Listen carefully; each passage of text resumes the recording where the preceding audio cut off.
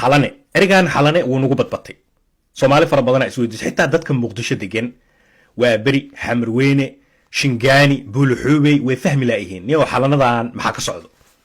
qof Soomaali dad tahay galisteeda oo kugu adag tahay hadaa galaysidne waa in muddo saacad waa inay ku baaraan laakiin xaqiiqda dhabta ah ee xalane ka socoto lama ogo inta badan madaxdeena afkooda kama maqashaan madaxweynaha wuu iska ilaaliyaa inuu erigaas dhaho Ruzaara wuu iska ilaaliyaa waagii teendhada doorashada xalane ayaa noogu dambeysay madaxda ayagoo soo hadal qaado eriga xalane booqashada CIA-da ninka ugu sareeyo 3 maalin ka hor gaadmada ahayd ama qarsoodida uu ku tagay magaalada Muqdisho iyo xalane maxaa isku xiray war sidee wax u jiraan waaya meel yar yar galay oo idin soo ogaada laakiin xarba wax yar ina maskaxdiina refresh ku sameeyo dadka la socday waagii Cabdiqaadir Nadahra Horn Africa waagii lagu duulay waagii Mareykanka uu ku duulay Iraq iyo Afghanistan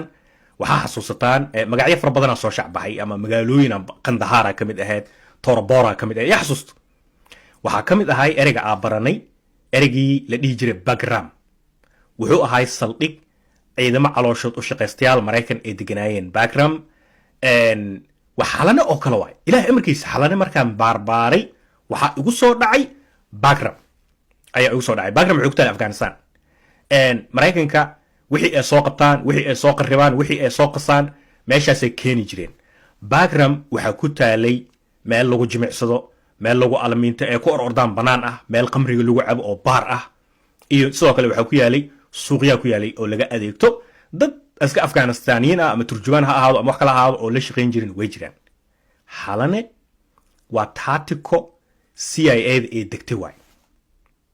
laga fura xalane waa taatiko CIA-da ee degtay waa sidii tii Bagram oo kale warnamayaho waxa rabaa dhalinyarada horta inay fahmaan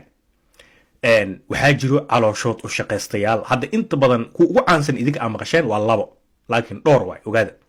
midka koowaad horta maalmahan idaacadaha ka maqasheen waa Wagner Group ku loo yaqaano oo Ruush ah calooshood u shaqeystayaal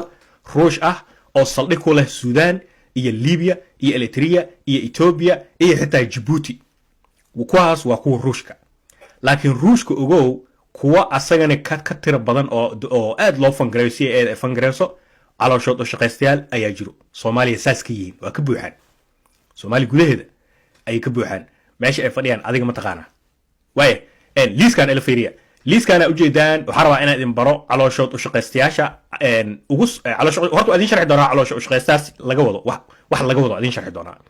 laakiin marka hore qoladan academy magaci iska bedeleen waxa la dhihi jiray Black Water hadaa tahay lafihii hore dadkii bariga dhexe iyo arrimihiisa aad ula socday erigan Black Water kuma cusbo Black Water waxay ahaayeen calooshood u shaqeystayaal laga qeyliyay meel walba joogaan magaalada Muqdisho firi yaa xasuusto Mareykanka wuxuu yimid magaalada Muqdisho soo degay iskartiisu keensaday Marineska 1992 calooshood u shaqeystayaashan Black Water-ka ku yani magaci bedbedeleen ma ahanay weligood way jireen tan iyo 70meeyadii calooshood u shaqeystayaasha way jireen waxa yaab leh firi waxaan isku xirxira dhalinyaro 1992 markii Mareykanka uu Muqdisho yimid oo ciidid isdagaaleen jidka la isku dagaalayay qoladan calooshood u shaqeystayaasha way jireen intee fadhiyeen waagaas maanta meesha xalane u taqaanaan isla goobtaas ay fadhiyeen askar Mareykan ay sidoo kale calooshood u shaqeystayaal iyo madaxda ugu sareyso CIA-da hadaa idin kor elboorka Muqdisho dekada Muqdisho kor u bax ilaa Jazeero ilaa dhulkaas Muuriyo adiga aag ilaa Madiino aagaas oo dhan waxay ahaayeen guri ay deganaayeen calooshood u shaqeystayaasha maanta marka isla xalanadii ayaa la tegay calooshood u shaqeystayaasha ka buux marka kuwa hadda maanta ugu sareeyo waa academia la baxeen laakiin magacooda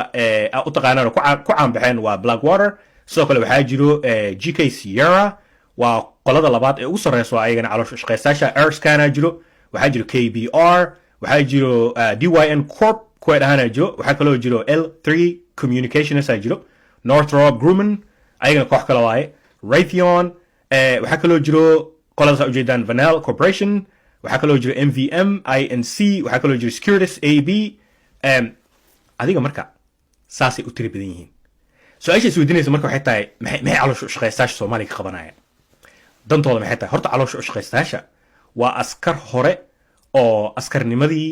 hooshooda ay soo dhamaatay dadkan hadda caloosha shaqaystayaasha xalana degan kuwan aa aragteen hadda xooga weyn oo alminteeyo dhalinyarada qaar ay soo duubaan maaragta ee meelaha ordo jamalka agtiisa iska ordo maaragta xitaa gabdhe ay ku jiraan bolonyaal ah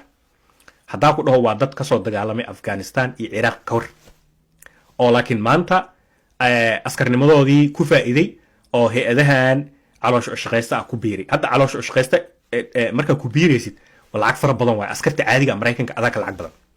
maxaa yeelay saacaddii $100 ku shaqaynaysaa marka haddaa dhahdid magaalada muqdisho tegaa xalana dhex fadhiisanaa si ayada hoosheeda u fulinaa saacaddiina $100 la siinaa waa taajiraysaa marka iyaga ma naxaan dadka bagram xasuusto waxay qabtaan way xasuuqaan aniga waa waayey wax caddeen ah oo muujinayso in xarumo dadka lagu ciqaabo ee ku dhex taalo xalanay waa waayey laakiin waxaa igu maqaalo ah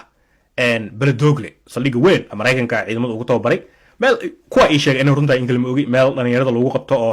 yani waxaa ka hadlaynaa koo arsenal camal hadii lasoo qabto meel lagu futgadiyo oo xaniyaa laga tumo inay ku taal waa la ii sheegay laakiin xalane caddeynteeda waa soo waayay almuhim marka waxaa rabay inaan idinka dabageeyo CIA-da ciidamada maraykanka oo saxda ah ee diiwaan gashan ma shaqaaleysiiso waxay shaqaaleysiiyaan caloosha u shaqaystayaal ogow caloosha u shaqaystayaasha sharci ma qabto waa idinku cilnaa meeshaas sharci ma qabto askarta caadiga ee maraykanka sharciyaa qabto caloosha u shaqaystaha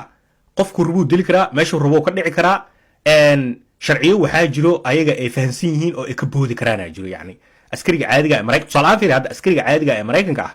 hadduu xalana tago askarigaas looma ogolo inuu derbiga ka boodo magaalada toos u galo looma ogolo laakiin caloosha u shaqaystaha wuu samayn karaa caloosha u shaqaystaha haddii la qabto oo jidka lagu dilo ama bamba la kacdo ciddiisa yani aasanayso oo aas qaran looma samaynayo maadaama militariga uusan si toosa uga tirsanayn marka caloosha u shaqaystayaasha waa ka faa'iida yani nafsadooday haligeliyaan laakiin waa in ay fuliyaan danta CIA-da ay ka leedahay horta intaas waa iga heesaana u malaynaya marka adiga xisaabta isku dardarso what is going on xalane maxaa ka socdo maxay caloosha u shaqaystayaashan meesha ka qabanayaan kuwan kale kenyaanka aragtaan ee suudadka wato ee xalan dhex fadhiyo maxay yihiin waxay dhibki jiraa wuxuu yahay CIA-da waxay shaqaaleysiisaa qof alaali qofkii ayada danteed ee ka dhex aragto ama Soomaali ha noqdo ama Kenyan ha noqdo ama Ethiopian ha noqdo marka waxaan ilaa hadda